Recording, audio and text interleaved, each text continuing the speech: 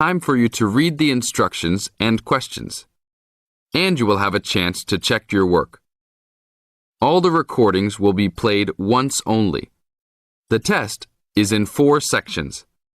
Write all of your answers in the listening question booklet.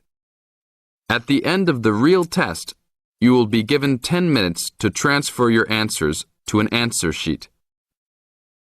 Now turn to Section 1. Section 1. You are going to hear a conversation between Angela and Mr. Ray.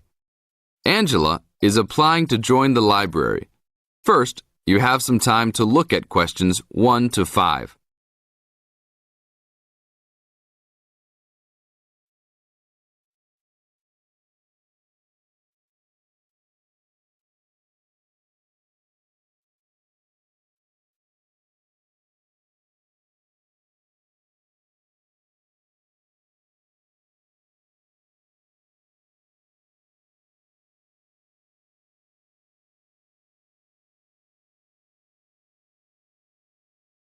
Now we shall begin. You should answer the questions as you listen, because you will never hear the recording a second time. Now listen carefully and answer questions 1 to 5. Hello, how can I join the library? Well, you need to make an application. Would you like to do it now? Yes, if I can. One moment and I'll get the form. Now, I just need to ask you a few questions before you sign at the bottom. Okay. Your full name, please. Angela Mary Price. Price? Yes, that's right.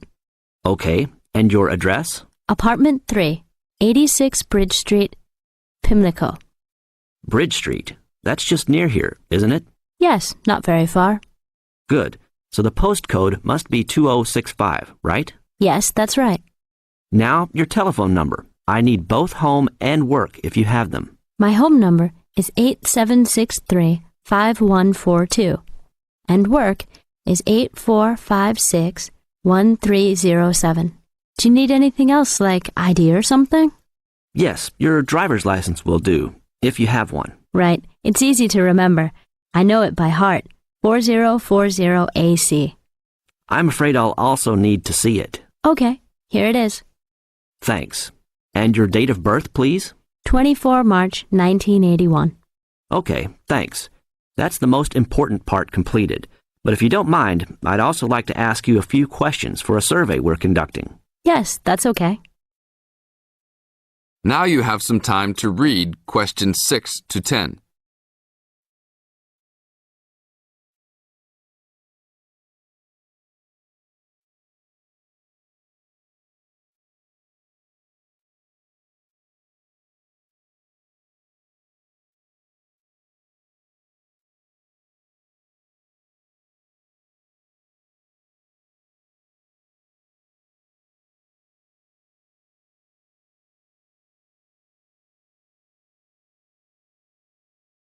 As the conversation continues, answer questions 6 to 10. What kind of books do you like to read? Here's a list to look at. Oh, it varies from time to time, but I always like to relax and learn about other countries I might visit one day. I don't like anything too heavy or serious unless it's about animals or the environment. I'm not really into sport very much. Anything else? Well, I do like entertaining at home. You know, dinner parties. So I suppose you'll have something for me in that line. The pictures in those books always make me hungry, although they never seem to turn out exactly as they look in the books. Fine. I think that's all I need now, except I need you to sign here on the application form. Oh, and I almost forgot. The membership fee is $20, which is refundable if you no longer stay a member. There you are. Do I sign at the bottom here? Yes, that's right. You can borrow books now if you wish, although your membership card won't be ready until next week. So if you want to borrow today, you can pick up your card when you return your first books. That's if you want to take some now. I think I will, but I'll have a look around first. Okay, take your time. This is the end of Section 1. You now have half a minute to check your answers.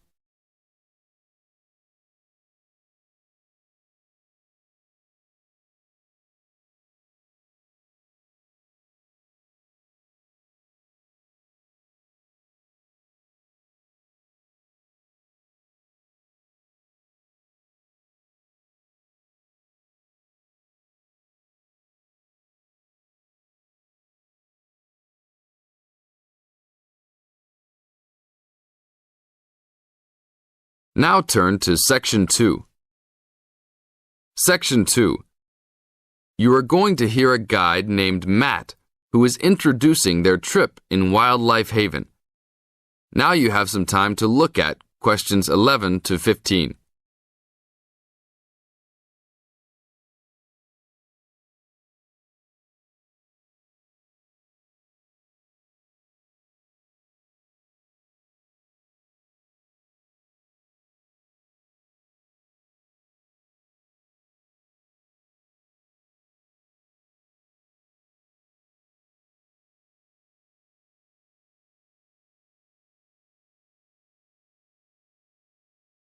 Now listen to the first part of the introduction carefully and answer questions 11 to 15.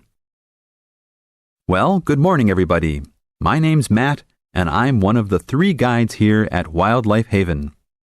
Our job is to make sure that you all have a great time here with us and go home feeling happy and relaxed. As you can see, we're away from the city in a remote area between a national park and the sea. To encourage you to relax, there are no radios or TVs, and the only phones and newspapers are in the office. So, if peace and quiet is what you've come for, this is the place to be. From your cabin on the hill, you'll find you have the national park behind you, and you can look out from the sea from your front balcony. Your luggage will be unloaded from the bus and taken to your rooms in a few minutes. Once you have picked up your key at reception, please locate your room and check that all your luggage has arrived. The daily program here at Wildlife Haven is flexible and only as demanding as you want it to be.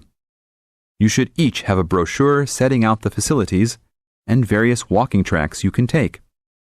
And on the bus, you are given a green sheet setting out a number of group tours in the coming week. If you want to join any tour, just write your name and room number on the relevant sheet along the wall here. Tomorrow, there is a Beachcombers and Rock Hoppers tour exploring marine life in the rock pools along the beach. Or, if you'd prefer to go inland, there's a guided forest walk that takes you off the walking tracks. If you want to catch some lunch, you could join the beach fishing expedition. And at night, you'll see there is a moonlight forest walk that leaves each night at 7 p.m. So there is plenty to choose from at Wildlife Haven, and of course, that includes just sitting on your balcony watching the waves roll in. But I would recommend my favorite tour, the Waterfall Walk. This departs at sundown each day and also provides the opportunity to have a moonlight swim. Now you have some time to look at questions 16 to 20.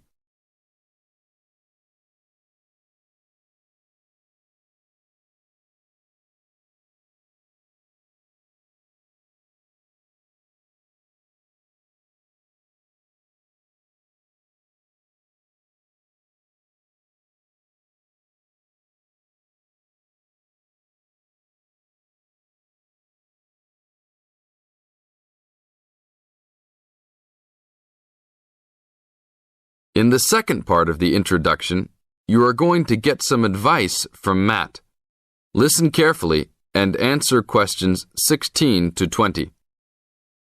You've chosen to visit us in January, which is one of our hotter months. And although you may be tempted to wear a minimum of clothing, you should always take precautions against injury, particularly in the national park. This includes sensible footwear. You'd be surprised how many of our guests ignore this advice and end up being sorry. And socks are a good idea too. And even though you might be under trees a lot of the time, it's a good idea to wear a hat in this hot climate. There's no need to be too concerned about walking in the national park, provided you use common sense. It's true that there are poisonous spiders in the park, but they are really more frightened of you than you are likely to be of them. I should also warn you against eating any wild berries. Some are edible, but you should avoid them all. We'll provide all the food you can eat. Well, that's about all for now. Dinner is from 6 to 8 p.m. in this building. This is the end of Section 2. You now have half a minute to check your answers.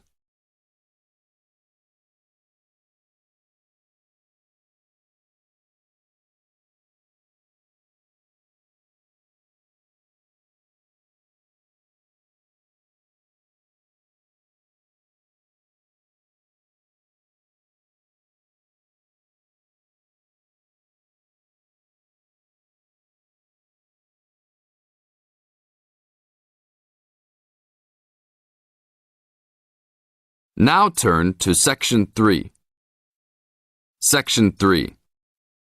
In this section, you are going to hear a conversation between Anne and Marcia.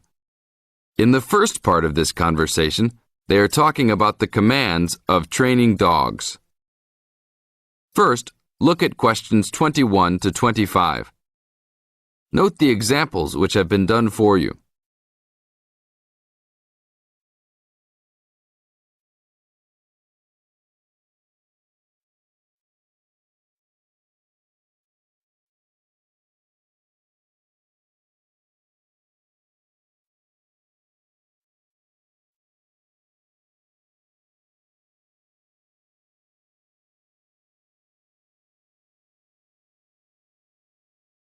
Now listen to the first part of the conversation and answer questions 21 to 25. Complete the table showing different commands for different forms of dog training. So that research paper we have to do next, the one about how are different styles of training dogs, how do you think you'll approach writing it? You know, I've been thinking about it. I feel that the best way to write it is to divide the paper into two main parts. In the first part, we'd be analysing some examples of each style of training dogs. Right, what the styles are. After that we can talk about how each style can be used so that the dogs learn something different from each one. Indeed. Maybe we could draw a chart and compare examples of each style of training, one at a time. So the different kinds of training would be simple obedience training. There you would have things like teaching them to sit, stay in one place and so on. Right. So included in here would be simple audio commands like speak. Yes, basic commands are just spoken words, aren't they? And then there would be the more guard-oriented training, where the dogs are trained to know a specific place well.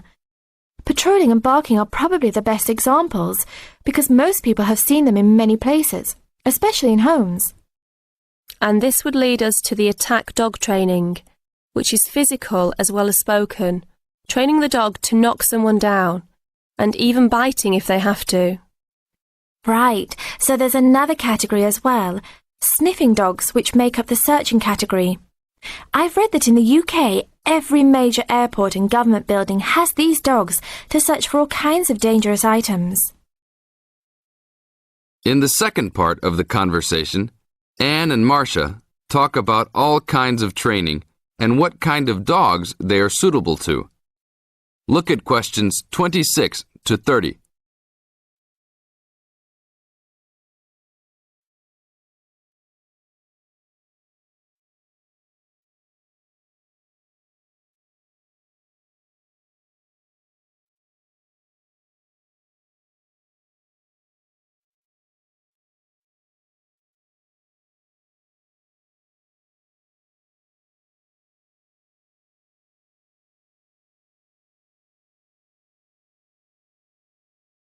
Listen carefully and answer questions 26 to 30. I can believe that. Well, we have a good list to build on. We're finally getting started now, so let's try to figure out when each type of dog training should be used. I guess we can start by trying to figure out the best situation for each type of dog training. What do you mean? What I mean is whether each type of training should be used with different kinds of dogs. We could use basic obedience training, for example, and ask whether it's more useful for a small dog, a medium-sized dog, and so on. In this case, I'd say obedience training is best with small dogs, because they tend to get excited easily, and this will help keep them out of trouble. Okay, that makes sense. Then let's look at physical training. Even though some people think it's ideal for every breed of dog, I think it's better suited to the larger kinds. Small dogs usually just aren't smart enough to understand the physical commands, and they can even get hurt from them. The specialised sniffing training is the same. I think they're better with the more intelligent breeds of dogs, and they're hardly ever useful with really small dogs. Attack training, however, can be useful for every kind of large dog, as long as the dog is treated well and given a lot of care and attention. All right, and what about guard training? Barking is an ideal way for small dogs to guard a home. I know they aren't big enough to stop a person, but making some noise is often all a dog needs to do. Other kinds of guard training like biting, though, are different. I'd always plan to teach those to a smart dog, give them a chance to use their brains and defend their homes. I'd have to agree. Trainers often just teach large dogs to bark at a person when they think something isn't right. But if they know how to use physical skills in a bad situation, they could save their owner's life someday. Yes, I suppose that different people would have different needs for their pets. Right, and different trainers would recommend different methods for different breeds. This is the end of Section 3. You now have half a minute to check your answers.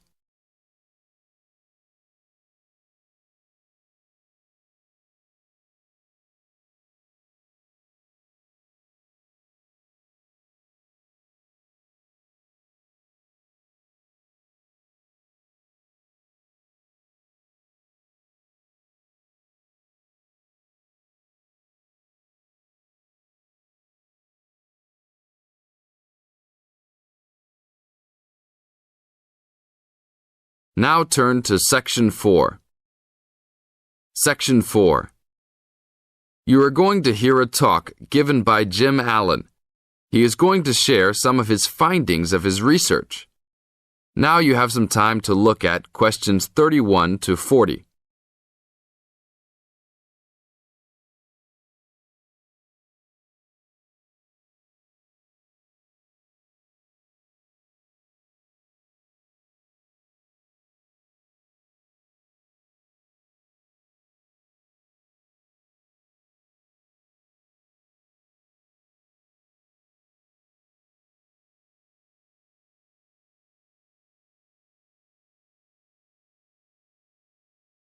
Now, listen carefully and answer questions 31 to 40. Good morning. Today we'll be hearing from Jim Allen, who will be sharing some of the findings of his research project from last term. Jim. Thanks. Well, to start with, a little bit of background about the project. As you can see, our title is something that is relevant to everybody in this part of the world: water safety. These days, there's a lot more to water safety because of the increasing number and range of boats and other things people use on public waterways. I'd become interested through reports on radio about the number of incidents involving small powerboats and individual watercraft such as jet skis. It seemed to me that because these craft were essentially recreational and didn't require licenses to use, there was very little opportunity to influence the users towards being safety conscious. So, I decided to make this the focus of the project. For the research, we mainly relied upon talking to people, asking them questions in preference to using a written questionnaire. We interviewed a wide range of people at a number of popular swimming locations over 2 consecutive weekends and asked them what they'd observed or experienced themselves. The respondents were both male and female, but the men were just slightly in the majority. We were pleased with their willingness to talk about the subject, and all told, interviewed 145 people over the 2 weekends. So, what were the findings? As you can see, 86% of people reported having had some type of problem. A surprisingly large percentage, 27%, commented that they had found it necessary to shout at an offending powerboat. But the main type of problem was the deafening sound that some of the boats made. On occasions, this led to swimmers deciding to move to another location. So what strategies did people adopt to ensure their own comfort and safety? Let's have a look at the figures.